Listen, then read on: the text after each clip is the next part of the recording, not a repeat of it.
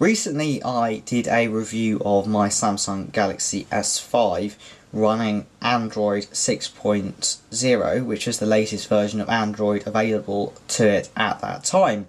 And I said how the S5 is still a perfectly capable daily driver despite my sort of fairly heavy usage demands. Now, I still continue to use the S5 as a daily driver. However, an S6 Edge Plus came around available for £250 to me, and that was a bit of an offer I couldn't refuse, so I decided to buy it. And I must say that I absolutely love the S6 Edge Plus. It makes the S5 actually feel quite slow, which is something that I hadn't expected to notice. Aside from that though, there are quite a lot of differences between the S6 Edge Plus and the Samsung Galaxy S5.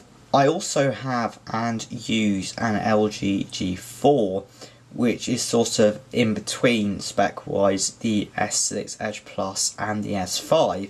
So in this video today I'm just going to sort of review the S6 Edge Plus and provide some comparisons to the S5 and LG G4 as well. So here side by side I have the three phones, the S5, the LG G4 and the S6 Edge Plus. Now from this we can see some sort of similarities and differences. So they're sort of all arranged in sort of ascending sort of screen size as it were. And we can see that the S6 Edge Plus is the largest of the phones. Now in terms of the screens in use on these, the S5 is 5.1 inches and 1080p, so 1080 by 1920. The LG G4 steps the resolution up to 1440 by 2560 and is 5.5 inches. And the S6 Edge is 5.7 inches at 1440 by 2560, like the LG G4. Now in terms of actual screen quality, the two Samsung phones here really steal the show with much better sort of contrast, colours and just general sort of naturalness. The S5 is very good. In fact, actually the LG G4 screen is very good, but the S6 Edge Plus is absolutely phenomenal in terms of image quality, which the camera probably won't be able to represent that well. Now all these phones get very bright on sort of full brightness. However, the S6 Edge Plus just looks absolutely phenomenal at full brightness, whereas the LG G4 looks slightly sort of washed out and sort of not so natural at full brightness, and the S5 also looks great. However, the S6 Edge Plus definitely wins on the sort of natural image quality front. Now if we look at the back of the phones, which is sort of an important aesthetic, there's once again some quite notable differences. So the S5 has a very sort of plasticky thin back that sort of Samsung phones of old were very well known for. The LG G4 meanwhile has a nice leather back. You can see it's a little bit worn, but it definitely feels better than the S5. Now the S6 Edge Plus meanwhile has a nice gloss black back with a nice sort of, it's not too slippy back to it either, and it just definitely feels way more high end. Now this high end feeling continues with the nice sort of separation between the front touchscreen and the sort of sides, and then the side with the rear of the phone. So all in all, it just feels like a definitely very high quality device compared to the S5. Now on the rear of the phones, all of them have a 16 megapixel back facing camera with LED flash. Now on the LG G4 you can see it has the sort of control buttons on the back, whereas the S5 and the S6 Edge Plus have the volume controls on the side there, so on the left side, and the power button on the right side.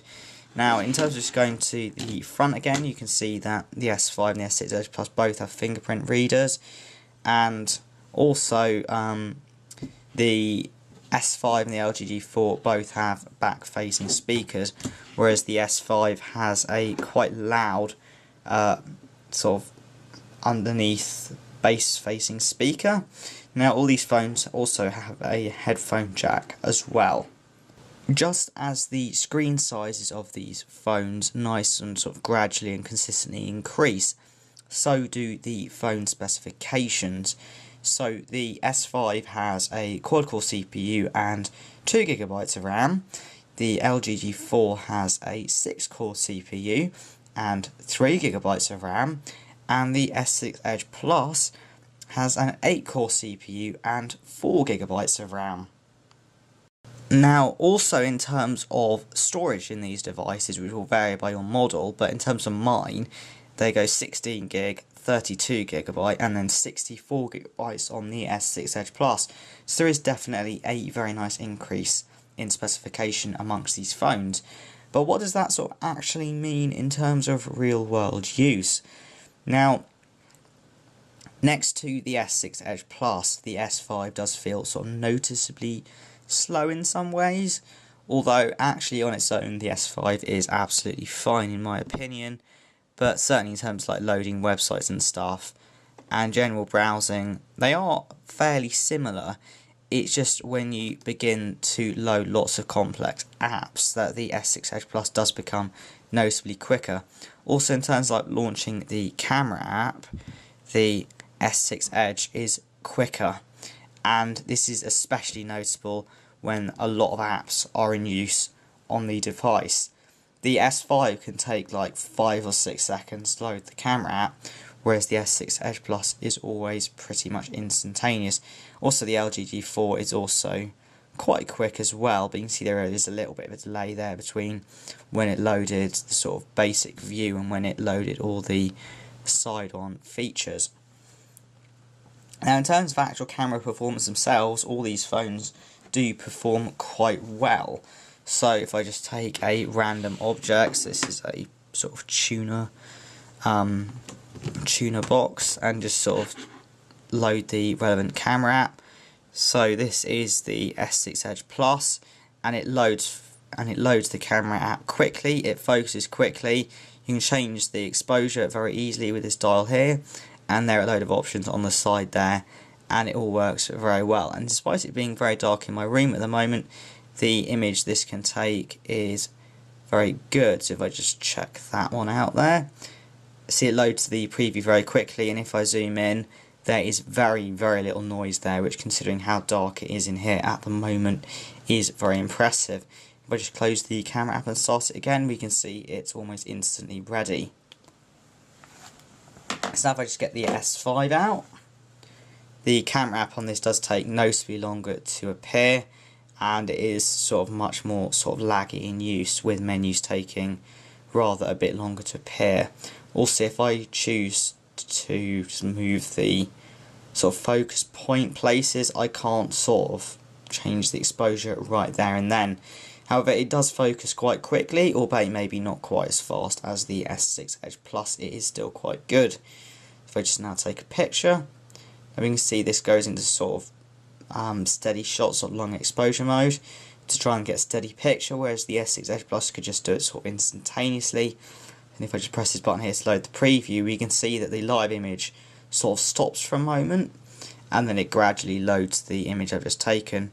And if we zoom in, we can see that this image is pretty good. It's not noisy, although it doesn't quite have the sharpness and clarity that the image of the S6 Edge Plus had. Now for the LG G4. Now the camera app on this, as you saw there, loads quite quickly. Again, not quite as fast as the S6 Edge Plus, but still nonetheless pretty good. And if I just use this again, we can see it focuses quite quickly, and menus appear quite quickly, although not perhaps as detailed menu-wise as the S5 or S6 Edge Plus. If I just take a picture of the top of the tuner can again, takes the picture quite quickly, and once we press the gallery, you can see there is actually still a bit of a delay there loading it, which wasn't really present on the S6 Edge Plus, but still nonetheless actually pretty good. And the image in this case is a little bit shaky, but it's not noisy, and the image sharpness is quite good. But I would definitely say that the S6 Edge Plus does win in the camera department, which you would definitely expect, and certainly camera load performance might not seem like much difference in the tests I've just done, but in reality it's actually really quite noticeable when you actually just suddenly want to take a picture how much quicker the S6 Edge Plus is in doing that. So we've seen how all these phones have got good screens on them, but sound quality is important. Now, as I said, the LG G4 and S5 both have back-facing speakers, so let's test roughly how the back-facing speaker performs. Now, this goes quite loud, and the sound quality is quite good, although it is quite easy just to sort of cover up the speaker when you're holding it, and then the volume does decrease quite a lot. Although actually, even with your hand sort of fully covering the back-facing speaker, it's not actually terrible. You know, you can still hear it reasonably well, although the clarity is not perfect. Now, a similar thing actually occurs with the LG G4 in that you can sort of cover up the speaker and the sound quality is still reasonable. However, the same cannot be said for the S6 Edge Plus, which has the bottom facing speaker. Now, this speaker goes very loud and actually the sound quality is pretty good, but if you cover it up, the sound quality almost completely disappears. So if I just play that, you can see I'm just sort of tempting the rabbit, and you can see it does go quite loud. There is quite a nice reproduction of the sort of environmental sounds. But if I just cover it up with my finger, you can see that it does almost completely block out the sound from the speaker, which you don't get with the S5 and LG G4. Now this matters sort of depending a bit on how you hold your phone. So if you sort of have your phone sort of sat on your body, if you're like just laying on bed sort of using your phone, you can potentially cut out the sound very easily. Also, if you're holding it by the side, it's very easy to sort of almost completely cut out the sound depending on how you actually sort of hold your phone. So that isn't potentially that great, although it didn't take me very long to get around that, and I must say that the sound experience from the S6 Edge Plus is actually just generally very good and is probably sort of class leading out of the sort of other phones, which again is what you'd expect from a sort of flagship of this type. Now, another thing to note with these S5 and sort of the S6 Edge Plus is both of them have fingerprint readers. Now, the sort of quality of them does vary quite a bit. With the S5, sort of have to swipe, and it's not always sort of that reliable, but it does usually get there. Whereas with the S6 Edge Plus, just rest my finger on it and it lets me in almost instantly. The S6 Edge Plus is very much sort of like an iPhone really, in terms of sort of how quickly it just lets me in, which is very, very nice there. And I do like that sort of how it's so fast, quite a lot really. So now with two of these phones, actually I best keep them in the same order actually. With two of these phones having two 560 by 1440 screens, and actually all of them being, you know, nice bright, really good quality screens, you expect lots of battery drain, which will affect battery life. And obviously battery life is absolutely critical. Now, in terms of these phones, I've used the S6 Edge Plus by far the most today because it's sort of become my daily driver, followed by the S5 and then the LG G4 at the least. And you can probably see that the S6 Edge Plus is on 30% battery life, the S5 is on 16%, and the LG G4 on 20%. Now, take in mind, these phones have been unplugged since about 8 AM yesterday. So they've done about 18 hours sort of not plugged in, of which actually quite a few hours of that will be screen on time. Now, I think to take in note, of course, is that the battery in the S5 will be a lot older than the S6 Edge Plus. Although, with that, having said that, I mean, the S6 Edge Plus has very good battery life, and actually the person I bought it from said that he'd noticed it had very good battery life as well.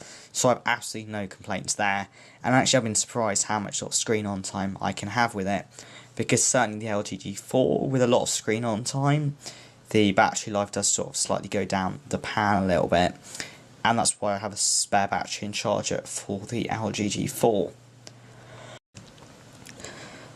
Now, one of the least important things for me is the front-facing camera, because I don't take that many selfies. However, you can see that the front-facing camera, sort of in terms of the image they represent, varies quite a lot. So the S5 here looks rather like a sort of 2005 webcam quality-wise. It's grainy, it's blurry, the image quality is just not very good at all. And actually, if I actually can't zoom in that mode, you can just see the image is not very good at all. The LG G4 has given me a slightly sort of red tone, but beyond that it's sharp. There's sort of plenty of detail, and considering the sort of light level here, it's perfectly acceptable. Meanwhile, the image on the S6 Edge Plus actually looks better than the back-facing camera from many sort of reasonably modern phones, so I've got no complaints there at all. And actually now I've turned the main room light off to sort of stimulate a dark environment, so there's now just the screens that are on, and it's clear that the S6 Edge Plus and the LG G4 really sort of steal the victory here in terms of image quality, absolutely massively. So if I just take that picture there actually on the S5 and sort of zoom in, we can see that there is precious little detail there. If I just, whoops, go back and just take a picture on the LG G4, all sort of doing this slightly different ways, but the image there is just totally much better. And finally do one on the S6 Edge Plus. Again, it is very good. Perhaps the LG G4 renders colours sort of more vividly, but it's a bit debatable as to which one's more natural. Certainly the S5 is pretty terrible in that department. And once again, as we go back to the home menus, we saw the S5 showed a bit of a delay there, whereas the LG G4 and the S6 Edge Plus were pretty much instant. Just to conclude then, really, all these phones are good, strong choices ultimately, and sort of which one I can best recommend will depend a bit on prices and sort of expectations and wishes, but all of them are sort of solid phones. So I mean, like the S5, like I said, is generally performant in sort of everyday tasks. You can do quite complex multitasking without actually noticing a delay sort of on its own. The camera's alright, shoots 4K video, which I haven't quite covered yet. All of these shoot 4K video. And actually the image quality in most light is actually very good. It's only in low light that it begins to suffer a little bit. Battery life is also generally very good, apart from if you've got an old battery in the one that you've bought. Screen is excellent. Sound quality is mostly very good unless you sort of cover the speaker up. But I still absolutely love the S5. Really like it. Very, very nice. The LG G4 sort of steps up the gear a little bit. Sort of better camera, more fluid experience, you can sort of multitask better.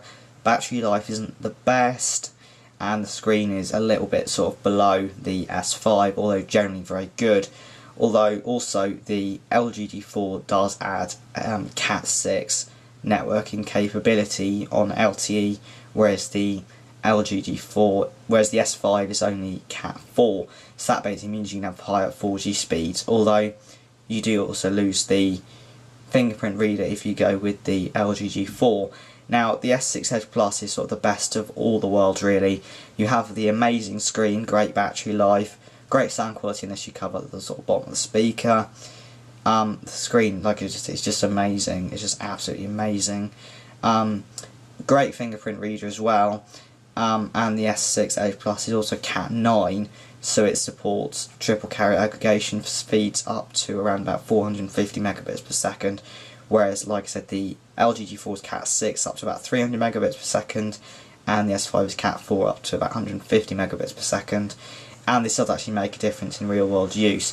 So obviously, with the S6 Edge Plus being such a powerful device with its 8-core CPU and 4GB of RAM, you sort of have the power in order to sort of watch really high resolution video on it. And I regularly do watch sort of 1440p video on the S6 Edge Plus, which just looks absolutely phenomenal, whereas on the sort of S5 certainly it'll only do 1080p, and you know, having the sort of everything being great makes the S6 Edge Plus a pleasure to use. And actually, I mean, when I've sort of tried using the Edge sort of series of phones in shops, I haven't particularly sort of got the hang of it, but sort of having one in my personal use, I've sort of adapted to it as no problem. I can switch between the sort of normal LG G4 and S5 and the S6 Edge Plus without any difficulties at all. But yeah, absolutely love the S6 Edge Plus. Thanks for watching. If you've got any questions, leave them in the comments and I can potentially help you if you sort of lost in choosing sort of which of these phones to go for.